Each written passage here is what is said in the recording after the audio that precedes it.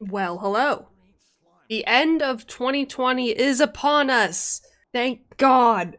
But there's still a few days left, and so that means it's time for our yearly YouTube video tradition that I've done once before, and so that definitely makes it a tradition. But basically what we're going to be talking about today is the things that I wanted to see from Neverwinter in 2020. Basically all the ideas and suggestions and hopes that I had for the game for this year.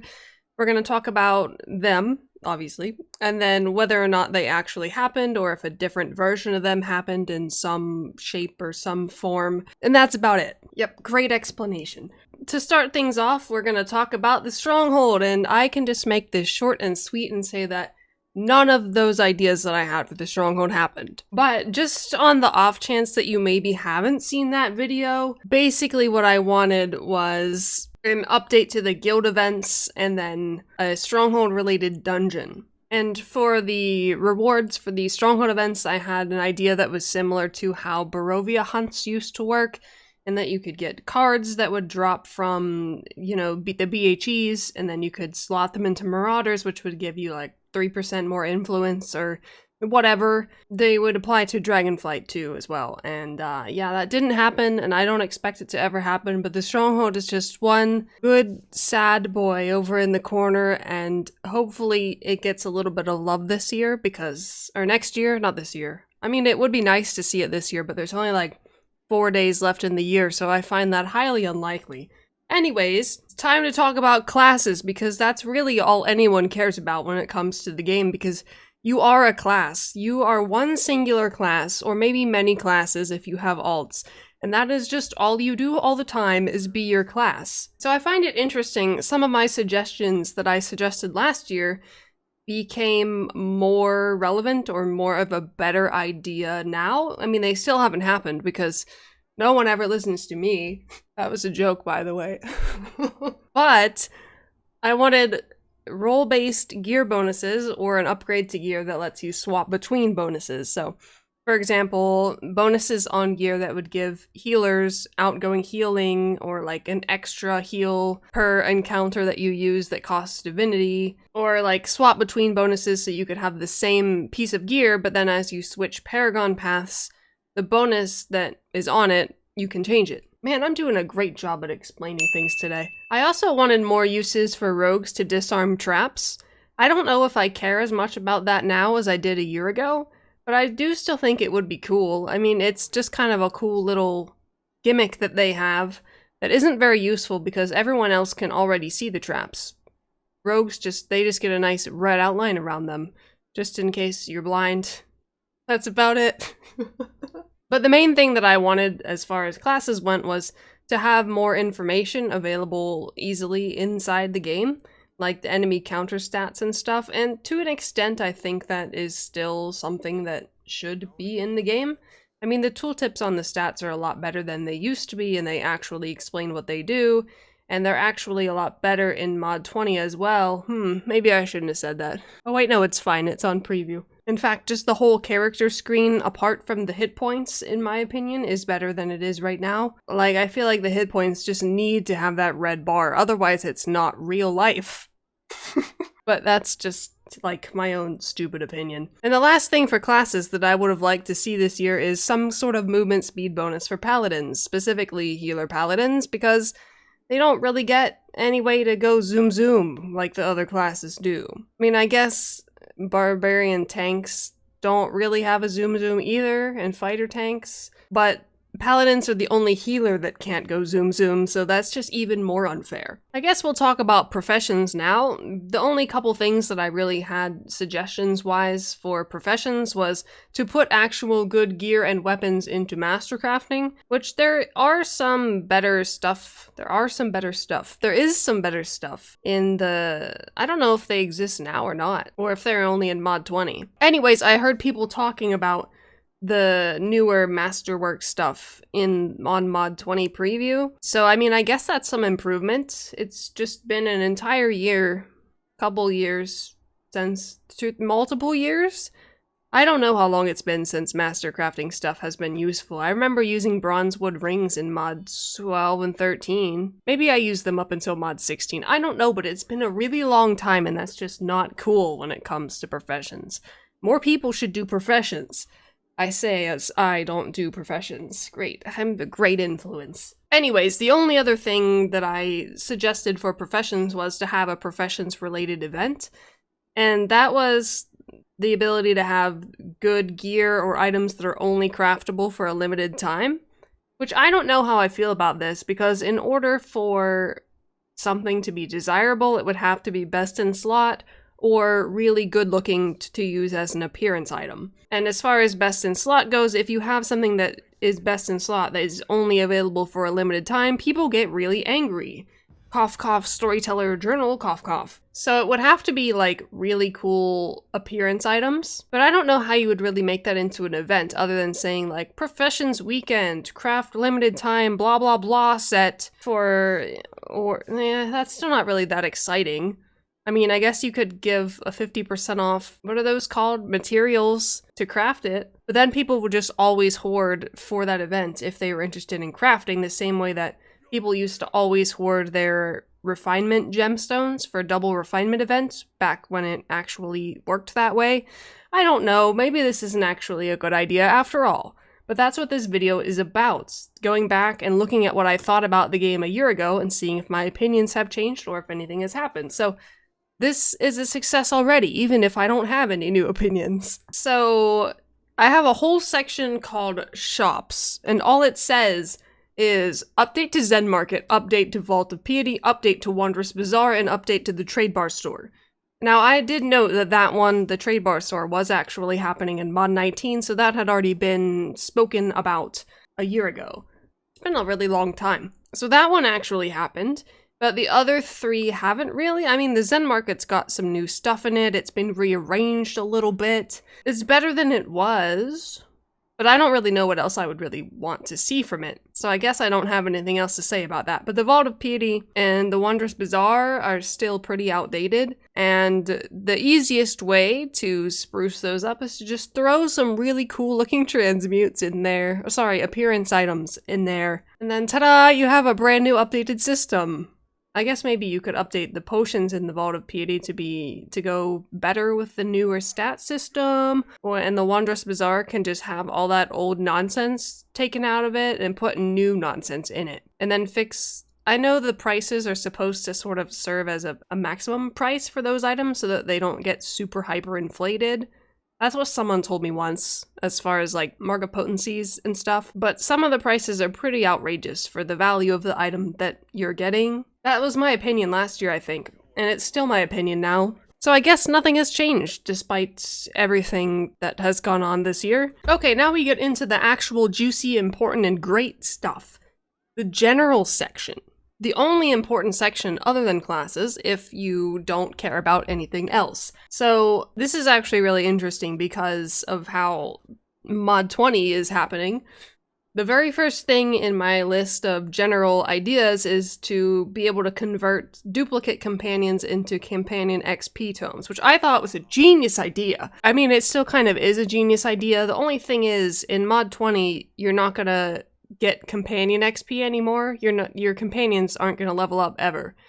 They're just forever stuck at level 1, or maximum level in their hearts if you believe in that. But there's no more leveling up your companions. So companion XP tomes are pointless. However, you do and can and will still get duplicate companions, and there's still absolutely zero use for that. I don't really know of a solution right now, but getting a duplicate companion that you already have that's bound to your character and the only option you have is to throw it in the garbage feels pretty bad, and I kind of wish there was something you could do with it. Like, maybe you could convert them into companion upgrade tokens. Like, an epic one will give you, I don't know, like 10, 20. A blue one will give you 10, and a green one will give you 5, and a white one gives you nothing because those are garbage anyway. I'm so savage today. Actually, I think that's a good idea. I started this monologue thinking that I had no ideas, and then I had an idea. And it's kind of crazy what just happens whenever you talk to yourself like a crazy person. You all should try it sometime. Buzz, Silver from the future here. Just wanted to hop in and point out that there is a very big plot hole with this idea, because if you can just convert duplicate companions into upgrade tokens, then people are just gonna buy duplicates of the companions they already have from the auction house and then just convert them all into endless upgrade tokens. So that's a pretty big problem that I didn't think about until just now. Like, I still really like the idea, but there's a pretty big exploit there, and I don't know how to deal with that right now. But just thought I'd let you know that I'm not completely out of touch with it. I do realize that that exists. Okay, bye, Buzz. Next up, I wanted to see more uses for skill nodes, or at least an update to them. And I don't think that has happened. I mean, I don't go around picking up or looking at or sniffing my nose into skill nodes very often. But the few times that I have done that, I've noticed that I still get the brown old professions items. So, I mean, they should just give the newer professions items. I think that's what I said last year too, but I think I also said something about refinement points, which I think you can get black pearls, but that's not very exciting. Okay, now this next idea is, I thought it was a good idea last year, but I don't know anymore. I wanted to be able to sell pre-dyed fashion and gear. I mean, on paper it seems pretty cool. You get an item, you apply some dye to it. However, with a new appearance system, you can't really do that without binding it to your character. But if you could, then you could sell it on the auction house, hover over it, and it will show the colors. Or if you right-click to preview it, it will show you what it looks like on you in those colors. I mean, it would be good for the fashionista people, but I think a better suggestion would be to be able to preview dye colors before you own them. So if you go into your dye window and you go to dye a piece of gear, you can only click on colors that you actually have. Now that's all fine and dandy, but what if I don't know what color I want because I want to see what that color will actually look like on the gear before I buy the dye? You can't do that, unfortunately. Oh no, you're not allowed to try on your clothes before you buy them anymore because Corona. How did I... That was a stretch, I think. It's fine. Anyways, that's also going in the next video. Which will be a premiere, by the way. That means you'll get to watch it live with me. It'll be like a live stream, except it's not a live stream and it's just the next video, you know? That's what it's gonna be, because I'm cool. Next things next. I wanted to have unique, craftable only transmutes, aka appearance items. I still want this a lot. Like, personally, I would want to level up my professions if it meant that I would be able to craft an item that looks really cool that I could sell for a decent amount of money, and that looks really cool. Like, I really like looking cool, and I think all of us enjoy looking cool. So that's just an all-around great idea. Go me. By the way, I don't think all of these were 100% my ideas. I think I just sort of compiled them from what I saw from other people, plus my own ideas. But I think last year, a majority of them were at least partially my own idea, maybe expanded upon by someone else. But this next year's ideas, I started writing down many months ago and compiled them from various different places. And it's just going to be an all-around better video than last year. So just keep that in mind.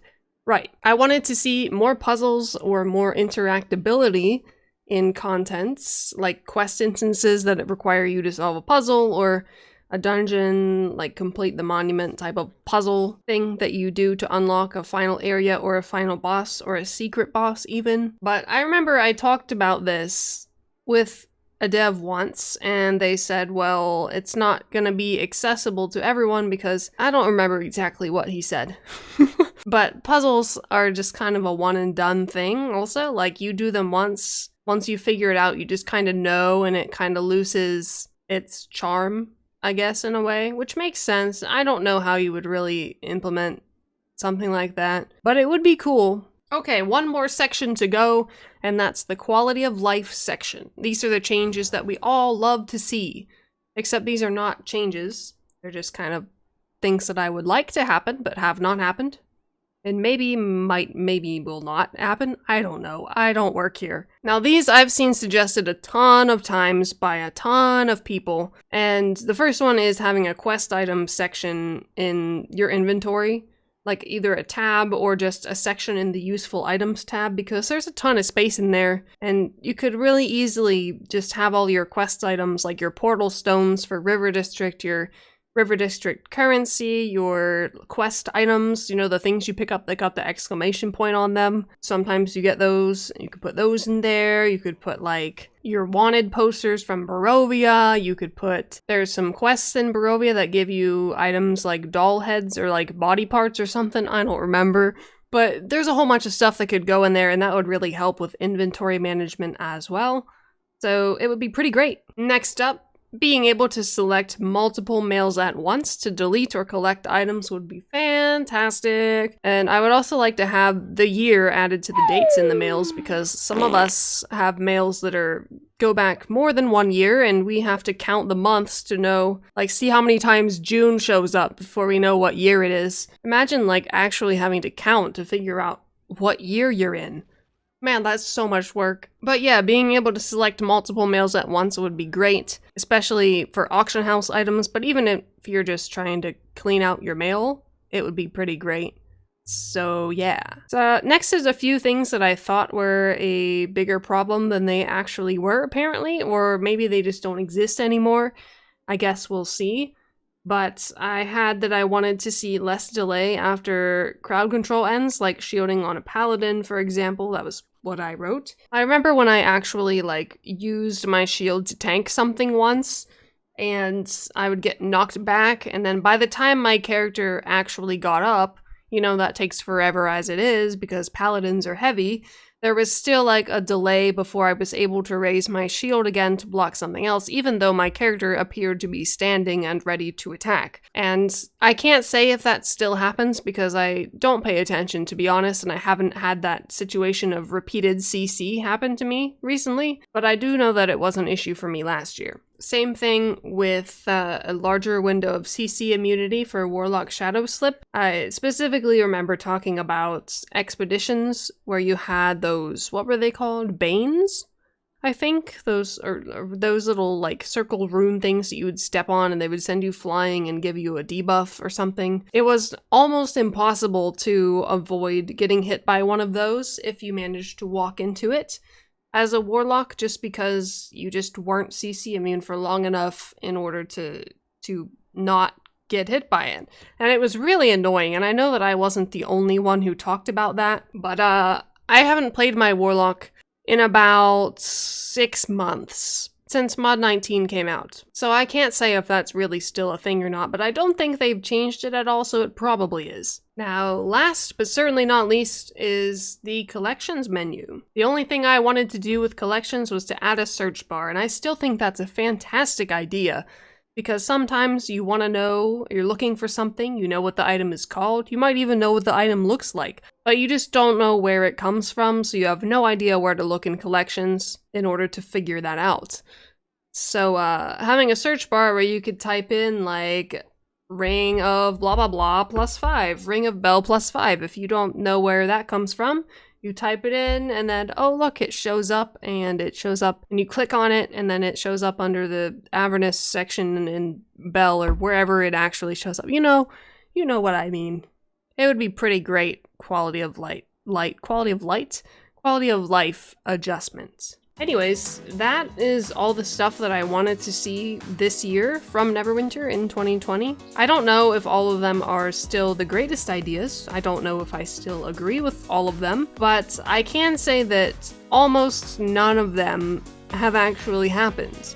Unlike last year, where I got to say that I predicted legendary insignias, which was pretty cool. But I didn't predict anything useful this year, or anything at all. So that sucks, but maybe next year. I've got a much better list of stuff for next year, and I'm really excited for you all to listen to it and hear about it and see it and absorb the knowledge that I'm spouting out of my brain hole, because there's some great ideas in there, and I really hope that the devs are listening, because I like some of them a lot, and I think they would be great things for the game. Anyways, that's all I have for you today, so thank you for watching or listening or whatever, and I hope you all had a very merry, happy, jolly holidays. Hopefully you all stayed safe and free from ailments and illness, because, I mean, let's be honest, that would suck.